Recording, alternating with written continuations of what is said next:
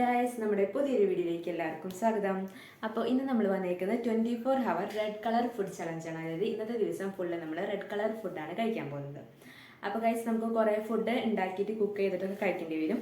അപ്പോൾ എന്തായാലും നമുക്ക് വീഡിയോയിലോട്ട് പോവാം. അപ്പോൾ ബ്രേക്ക്ഫാസ്റ്റിനായിട്ട് ഞാനിവിടെ എടുത്തേക്കുന്ന ഒരു ബീട്രൂട്ട് ഇതുപോലെ അരച്ച് വെച്ചിട്ടുണ്ട് കേട്ടോ. മിക്സിയിൽ അതിലേക്ക് നമ്മൾ ദോശമാവ് ആഡ് ചെയ്ത് കൊടുക്കുന്നുണ്ട്. അപ്പോൾ ഇന്ന് ബീട്രൂട്ട് ദോശയാക്കാമെന്ന് വെച്ചു കേട്ടോ. എന്നിട്ട് അത് നല്ല പോലെ ഒന്ന് മിക്സ് ആക്കി കൊടുക്കുന്നുണ്ട് കേട്ടോ.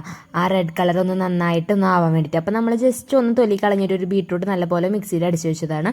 അതിലേക്ക് ദോശമാവ് ആഡ് ചെയ്തു. ഇനി നമുക്ക് ദോശ ചുട്ടെടുക്കാം കേട്ടോ.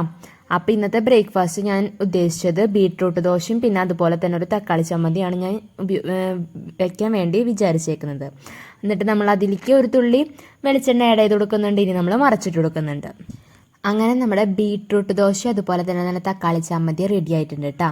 അപ്പോൾ അതായിരുന്നു നമ്മൾ രാവിലെ ബ്രേക്ക്ഫാസ്റ്റിന് കഴിച്ചത്. പിന്നെ ഞാൻ ഉച്ചയ്ക്ക് തക്കാളി ചമ്മന്തി ഉണ്ടാക്കിയിട്ടുണ്ടായിരുന്നു കേട്ടോ. ഇങ്ങനെ ചട്നി പോലെ എരിവൊക്കെ ആഡ് ചെയ്തിട്ട് അതിലേക്ക് ചോറിട്ട് മിക്സാക്കി പിന്നെ രാവിലത്തെ ചമ്മന്തി കൂടി ഉണ്ടായിരുന്നു. അതായിരുന്നു ലഞ്ചിന് കഴിച്ചത്. പിന്നെ ഞാൻ മിച്ചർ വാങ്ങിച്ചിട്ടുണ്ടായിരുന്നു.